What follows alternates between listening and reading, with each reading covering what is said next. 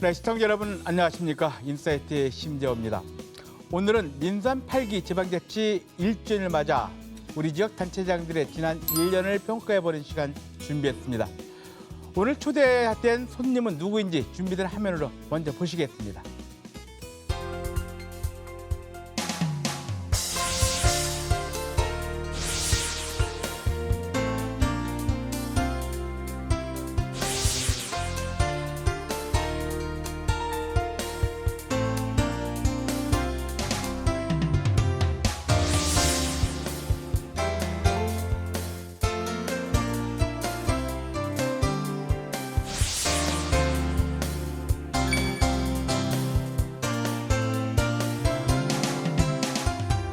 네, 오늘 초대 손님은 정장선 평택시장입니다. 안녕하세요. 네, 안녕하십니까. 네. 반갑습니다. 네, 오랜만에 저희 방송에 출연하셨습니다. 네, 오래간만에 왔는데 우리 하나도 안 변하셨네요. 네, 아니 우리 시장님도 좀 30년 전이나 지금에 똑같습니다. 예, 지난 1년 어떻게 보내셨는지 궁금한데요.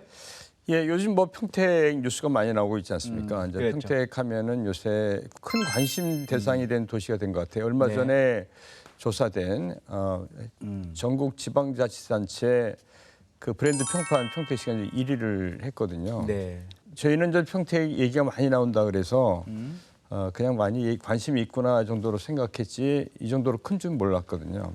또 최근에도 이제 반도체 특구로 지정이 되고 또 이제 평택의 그 지제역 그 미래 환승센터가 정부에서 공모한 최우수상을 받았거든요. 네. 이렇듯이 이제 평택이 이 관심이 전국적으로 이렇게 크게 됐다는 것은 또 무슨 의미냐면은 평택이 그만큼 일이 많다는 걸 또 의미하기 그렇죠. 때문에 그만큼 바쁘게 지냈던 것 같습니다. 지난 1년 동안 참 평택 지역에 많은 발전이 있었던 것도 사실이고 다양한 일도 많이 나왔는데 네. 그 가운데 가장 제가 지난 1년 동안 보람이 있었다 생각하는 게 있다면 어떤 게 있을까요? 예, 아까 말씀드린 것처럼 어쨌든 저 평택은 이 시민 여러분께서 아시는 것보다 훨씬 더 안보적으로 중요한 도시입니다. 그 우리 주한미군 사령부 그다음에 한미연합사 등 네. 그 미군 전력이 주요 핵심 전력이 다 와 있고 그다음에 오산 공군기지라고 하고 있잖아요. 네. 근데 그게 이름만 오산이지 평택에 있거든요. 그렇죠. 그래서 오산 공군기지 또 이함대 사령부 등 우리나라 주요 핵심 전력이 육해공군이 다 평택에 와 있는 안보적으로 중요한 도시입니다. 예, 그리고 경제적으로도 좀 최근에 이제 반도체 등 평택이 빠르게 부상하고 있는 도시입니다. 이제 이런 과정 속에서 이제 평택의 미래를 어떻게 만들어가느냐 하는 것은 대한민국에서 굉장히 중요한 의미를 갖고 있기 때문에 정말 하루하루 소홀히 할 수가 없고 또 결정 하나하나도 신중할 수밖에 없는 그렇겠죠. 그렇게 보내왔던 것 같아서 근데 이런 모든 것들 하나하나가 다 어느 특정한 것보다도 이런 모든 하나하나가 저한테 굉장히 보람이고 의미가 있었다고 생각하고 또 중요하다고 생각을 하고 있습니다. 그렇게 많은 중요한 일 그리고 다양한 성과를 내셨는데 그 성과를 내는 과정 중에서도 또 어려운 일도 많았을 텐데요. 예, 그러니까 지금 평택이 이렇게 개발이 많이 되고 나니까는 교통 문제 이런 것도 많이 발생하고 이런 것들도 있기 때문에 이런 것들도 시민들의 욕구는 굉장히 커지고 있고 거기에 반해서 이제 행정이 모든 걸 다 뒷받침하고 모든 걸 이렇게 만족스럽게 해결해주기 어려운 부분들이 많기 때문에 이제 그런 부분도 굉장히 또 어려운 부분 중에 하나고요. 그러니까 모든 것이 복합적으로 얽혀 있습니다. 그렇죠. 이게 복합적이고 다양하다 보면 그만큼 상대적인 민원이 많이 발생하겠죠. 그럼요. 예. 예. 어쨌든 간에 평택시가 최근에 그 국가 첨단 전략산업 특화단지로 지정되지 네. 않았습니까? 이것이 갖는 의미는 어디에 있을까요? 예, 저희들은 이제 평택시를 세계 반도체 수도라고 저희가 이렇게 하고 있습니다. 그건 이제 저희가 이렇게 정한 게 아니라 이제 평택에 이제 카이스트 대학교가 옵니다. 네. 이광영 카이스트 총장님께서 평택은 세계 반도체 수도입니다.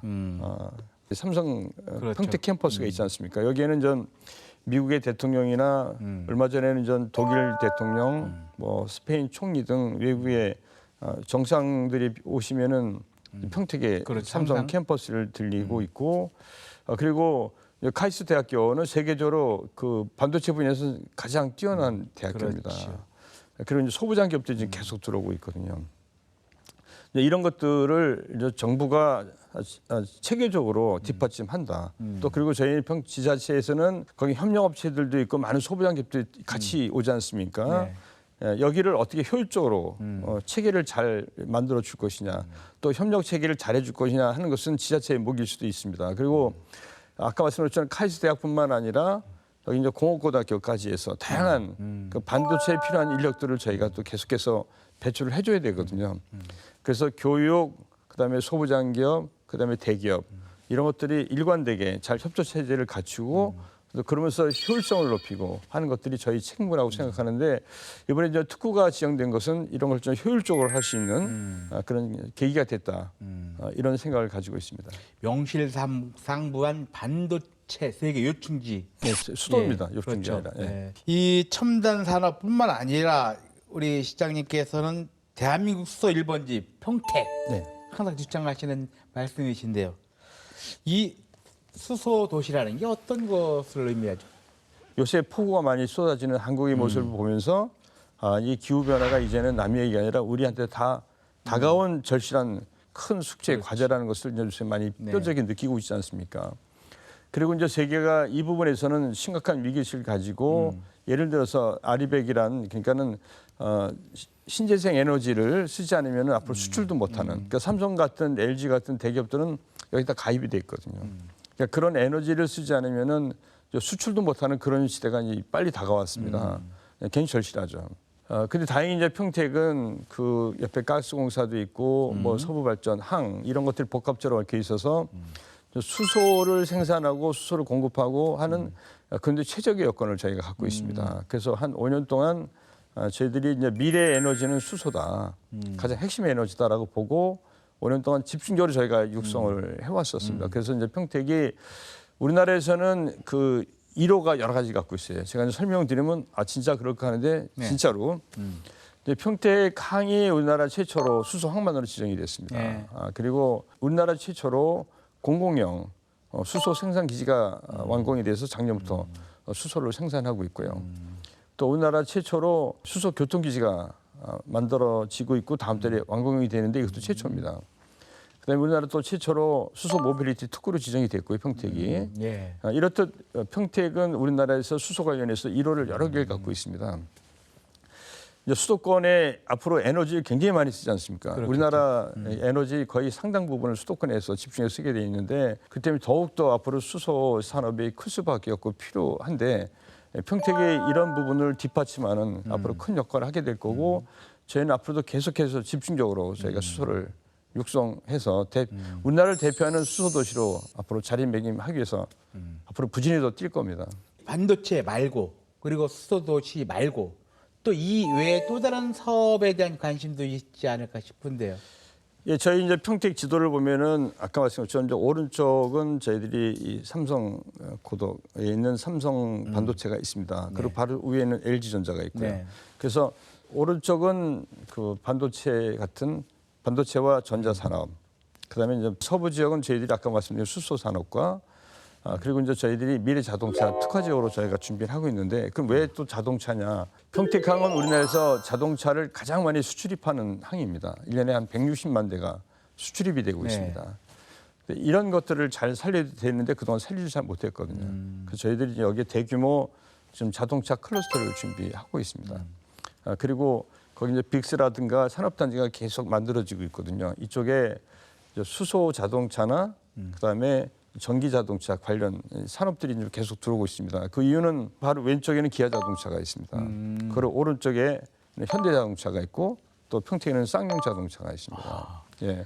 우리나라의 3대 자동차에다가 다 예, 그 주변에 다 몰려 있기 때문에 저희들이 평택항의 입지를 잘 살리고 해서 여기를 자동차, 미래 자동차 특화 지역으로 저희가 준비를 하고 있습니다. 그래서 평택시가 앞으로 이런 첨단 산업을 앞으로 선도적으로 만들어가는 앞으로 핵심 역할을 하게 될 거고 또 그렇게 되기 위해서 저희는 총력을 지금 기울이고 있습니다. 이렇게 미래 산업 체계가 갖춰지면은 거기에 따른 인구도 계속 늘어날 거 아니에요. 그럼 지금 우리 평택시의 인구가 몇 명이나 되죠? 지금 저희가 한 59만 정도 됩니다. 59만. 이 사실 저희가- 59만이면 100만도 도달하는데 그렇게 많은 시간이 걸리지 않을 것 같아요. 예, 근데 저희들이 예측하기에는 한 35년에서 40년 정도 되면 100만에 도달하지 않을까 네. 생각은 하고 있습니다만은 근데 우리가 이제 여기서 이제 깊이 유념해야 될 것은 인구가 많다고 좋은 도시는 아니다. 그렇죠. 예, 저희가 100만 도시를 얘기하는 거는 그만큼 요새는 삶의 질이 중요하지 않습니까? 네. 그래서 그런 아까 산업적인 기반 위에다가 저희들이 이제 환경 문제, 그다음에 교육, 문화 이런 걸 집중적으로 앞으로 육성하고 뒷받침해서 이런 것이 다 골고루 갖춰진 도시 평택을 만들자. 예, 그게 저희 목표라고 볼 수 있습니다. 그 평택항 말씀하셨던 것처럼 이런 산업도 중요하지만 평택항에서 바라보는 노을도 굉장히 아름답지 않습니까? 한번 와보세요. 자랑할 수 있는 곳. 그러니까 평택이 원래 노을이 좋습니다. 그리고 평택은 그 평평하다는 뜻이거든요. 평자가. 그다음에 택이 물이 많다는 뜻입니다. 그러니까는 평택은 바다가 있고 강이 있고 그다음에 거의 평야가 쫙 이루어져서 거기서 보는 그 노을은 정말 아름답기 때문에 그 동해에 보면 노을이 있지 않습니까? 네. 그게 평택에서 나온 그렇죠. 거예요. 예. 그래서 그런 것들을 저희가 또 계속 살려가야 되기 때문에 노을을 굉장히 저희들은 마음의 고향처럼 생각하고 있습니다. 평택 노을 말고도 또 자랑할 만한 어떤 우리 관광지가 있지 않을까요? 저희는 이제 장점이 뭐냐면 이 강이 두 개 흘러서 이제 평택호로 흘러 들어가기 때문에 그 아름다운 강들이 있어요. 그래서 제가 투자자들 유치하게해서 배를 타고 같이 제가 여러 번 그 평택 강부터 시작해서 호까지 이렇게 내려가 보면은 그 같이 온 서울에서 오신 분들이 이렇게 아름다운 강인지 몰랐다. 그러니까는 한강은 지금 보면은 전부 다 시멘트잖아요. 주변 다 아파트 시멘트만 있잖아요. 근데 평택 그 강들은 배를 타고 쭉 내려가면 그 자연의 모습이 그대로 살아있거든요.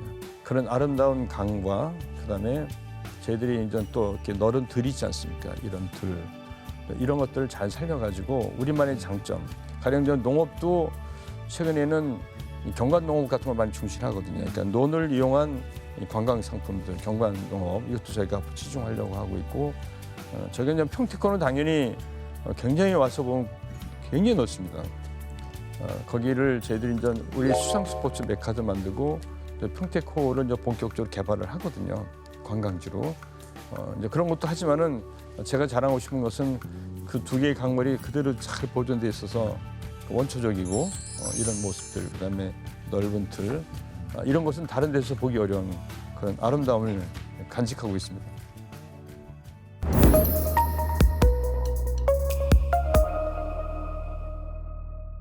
네, 지금부터는 시장 정장선이 아닌 자연인 정장선에 대한 이야기를 해보도록 하겠습니다.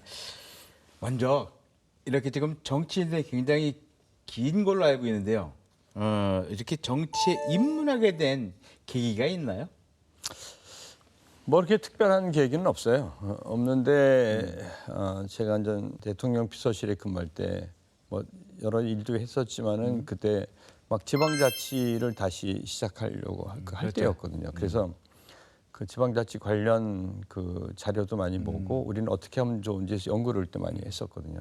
그러다 이제 일본 모델을 쭉 보다 보니까는 당시도 일본도 보면은 이제 동경으로 다 젊은이들이 막 몰려왔거든요. 그러다가 지방이 여러 가지 문제가 많이 생기고 하니까는 지방으로 내려가자 하방운동 이런 것들이 굉장히 붐을 일으켰다는 것들을 많이 봤었거든요. 네. 그래서 제가 평택이지 않습니까? 그러니까 평택에 내려가서 이런 것도 하나 의미가 있겠다. 일을 하는 게 아마 시작 동기라고 하면 그게 동기일 거예요. 그래서 뭐 자연스럽게 그렇게 됐고 또 주변에 상의하다 보니까는 주변에서도 그렇게 한 것도 의미가 있겠다. 또 이렇게 많이 또 동료들 또 친구들이 또 많이 응원도 해주고 해서 그렇게 해서 시작이 됐던 것 같아요. 그 시작해서는 이제 도의원뿐만 아니라 국회의원도 3선까지 하셨지 않습니까? 그리고 이제 평택시장을 하셨는데 비교를 한다면 어떤 게 더 힘들다고 생각하시는지? 그래서 힘들다는 개념보다는 영역이 다른 것 같아요, 확실히. 그 행정 같은 경우는 워낙 그 평택시가 이렇게 큰 도시는 아닙니다만은 대한민국에서 아마 거의 없는 게 없는 그런 도시일 거예요. 국장도 갖고 있고, 그렇죠. 그다음에 뭐 군기집부터 시작해서 그 많은 산업단지까지. 그러다 보니까는 뭐 일도 많고 계획해야 될 것도 많고 고민해야 될 것도 많고 이렇게 합니다만은 이제 의원 같은 경우는 이 정부를 우선 견제하거나 또 어떤 정부에다 재원하거나 그런 기능이기 때문에 역할이 좀 완전히 다릅니다. 그렇지만은 제가 개인적으로 보면은 2003년에 주한미군이 평택으로 이전이 결정됐지 않습니까? 그때 평택이가 극도로 좀 그 혼란스러운 상황이었거든요. 그리고 또 전환점이었습니다. 그래서 저는 그때 평택지원 특별법을 정부하고 저도 대표 발의했거든요. 그래서 지금 특별법의 전문을 보면은 이 법은 정부가 제출한 법안과 정장선 의원회 20인 국회의원이 제출한 법을 이렇게 합해서 만들었다고 전문에 되어 있습니다. 그래서 그때는 굉장히 힘들었습니다만 지금도 그게 큰 보람은 않고 또 그때 어쨌든 시가 하기 어려웠던 부분들 있지 않습니까? 평택시가 하기 어려웠던 부분들. 그때 삼성이 내려오려고 할 때 정부가 그때는 반드시 기꺼이 동의를 안 했거든요. 그래서 그때 정부를 설득하고 다니고 그때 어쨌든 그럴 땐 국회의원 역할이 중요하기 때문에 그런 것들이 그 당시 그래도 성공적으로 잘해서 지금 평택시가 이렇게 클 수 있는 계기가 됐고 지금은 시장하면서 아까 말씀드린 것처럼 평택시가 굉장히 빠르게 변화하고 있지 않습니까? 이런 데 있어서 또 제가 시장으로서 역할을 할 수 있어서 이런 어느 게 좋으냐 힘들냐는 것보다도 다 역할이 다르지만은 자기가 최선을 다하고 열심히 하면은 그것도 보람된 영역을 다 이렇게 만들어낼 수 있다 이런 생각을 가지고 있습니다. 내가 한 일에 대한 점수를 준다면 얼마를 주시겠어요? 점수는 제가 매길 자신은 없고요. 근데 제가 말씀드린 취지는 이겁니다. 저는 최선을 다했고 또 그런 것들이 이렇게 하나씩 이렇게 성과로 나타나서 이게 평택뿐만 아니라 국가 경쟁에도 도움을 줬다라는 부분에서는 정치인으로서는 정말 굉장히 좀 이렇게 보람을 느낀다. 그런 생각입니다. 이렇게 많은 일을 하면서 고민도 많고 또 책무도 많고 이게 모든 게 내 책임 하에 이 일이 진행되고 그 결과가 나타난다는 그런 부담감이 크지 않습니까? 그럼 그 스트레스 어떻게 해소하세요? 근데 일을 하는 과정이 좀 중요하다고 생각합니다. 그걸 제가 혼자 잘 고민하고 하는 부분도 있지만은 그래도 같은 공무원들이나 또 관련 분들하고 이렇게 많이 대화하고 토론하고 하면서 이렇게 좁혀가면서 하면은 그 스트레스는 생각보다 적을 수가 있고 또 어려운 일도 같이 막 협력해서 가면은 쉽게 또 풀리는 경우가 많지 않습니까? 그러니까 그 자체가 스트레스를 줄어드는 일 중에 하나라고 생각합니다. 그러니까 자유롭게 얘기하고 토론하고 또 같이 일을 하려고 이렇게 만들어가면은 또 재밌게 이거 풀어갈 수 있기 때문에 그런 스트레스도 훨씬 줄어들고 또 어쨌든 일하는 같은 동료 직원들하고도 굉장히 서로가 이렇게 좀 편안하고 이렇게 일을 할 수 있기 때문에 그런 방식을 저는 굉장히 좋아합니다. 선호하고 또 일을 할 때 재밌게 하려고 노력을 많이 합니다. 그렇기 때문에 이제 상대적으로 저는 스트레스가 굉장히 적은 편이다. 저는 항상 웃으려고 노력을 많이 하거든요. 그게 억지로 웃는 게 아니라 노력을 많이 하고 그래도 시간이 나면은 뭐 제가 이제 노래를 배우고 있거든요. 노래도 부르고 그다음에 음악도 듣고 그다음에 저희 집은 저 개인 주택입니다. 개들하고 같이 제가 이제 우리 딸이라고 그러는데 우리 꼬맹이들하고 같이 놀고 그런 시간을 가지면서 릴렉스 한다고 할까요? 네. 그렇게 하십니다. 일도 즐겁게 하면 스트레스도 사라질 그럼요. 수 있다. 그럼 이런 훨씬 얘기실 그래요. 텐데. 예. 그리고 우리 시장님의 그동안 어떤 살아오시면서 정치를 하면서 정치 철학 세운 게 있을 텐데. 우리나라 분들이 제일 좋아하는 분 하면은 이순신 장군을 얘기하잖아요. 근데 저는 그분을 깊이 연구하지는 않았어요. 근데 저는 이제 그분의 이 말씀을 정말 제가 진짜 좋아하거든요. 백의종군하고 다시 복귀하지 않습니까? 그때 보면 그 해군이 거의 다 초토화되고 병사도 없는 상황 속 그 왜군은 수백 척의 배를 가지고 좀 쳐들어오고 있고 나한테 남은 거는 진짜 12척의 배에다가 군인들도 거의 없었거든요. 그러면 나 같았으면 그랬을 것 같아요. 그 임금님을 쳐다보면서 그쪽을 쳐다보면서 나보고 어쩌라고 이렇게 합니까? 어쩌라고. 근데 그때 이순신 장군은 그러셨거든요.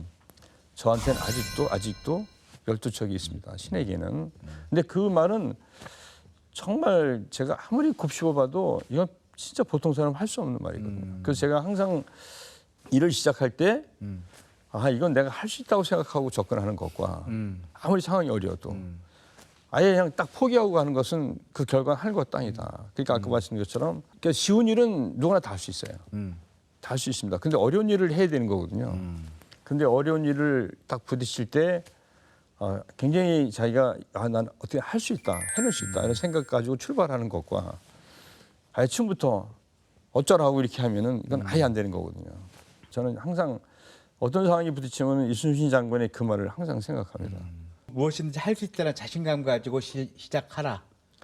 하여간 항상 준비도 잘해야 되지만은 내가 반드시 해낼 수 있다. 이런 배짱과 각오를 가지고 출발하면 반드시 해낸다. 우리 이런 그 시장님의 자신감 있는 평택시 앞으로 어떻게 발전될 거라고 보시는지요? 청사진 한번 그려봐 주시죠. 아니 아까 제가 충분히 말씀을 드렸습니다. 저는 좋은 도시가 되기를 원합니다. 그냥 큰 도시가 아니라 시민들이 보실 때 좋은 도시. 내가 여기 사니까 참 좋더라. 그건 함축적으로 봐서 모든 분야에 있어서 정말 좋은 도시가 되기를 원하고 있고 내가 여기 계속 살아야 되겠다. 그리고 우리 애들한테도 와서 살라고 권하고 싶다. 그런 도시를 만들려고 하고 있고 그 도시가 어떤 도시인지는 지금도 계속 고민하고 앞으로 계속 고민을 해야 될 사안이라고 보고 있습니다. 네. 앞으로 좋은 도시 더 좋게 만들어 주시길 당부드리겠습니다. 오늘 바쁜 시간 내주셔서 고맙습니다. 아유, 감사합니다. 수고하셨습니다. 네. 네, 세상에서 가장 아름다운 도시, 가장 분야가 있는 도시, 그리고 최첨단 사회로 발전하는 아름다운 도시, 좋은 도시 만드는 평택시를 기대해 보겠습니다. 오늘도 끝까지 시청해 주신 시민 여러분 고맙습니다. 행복하십시오.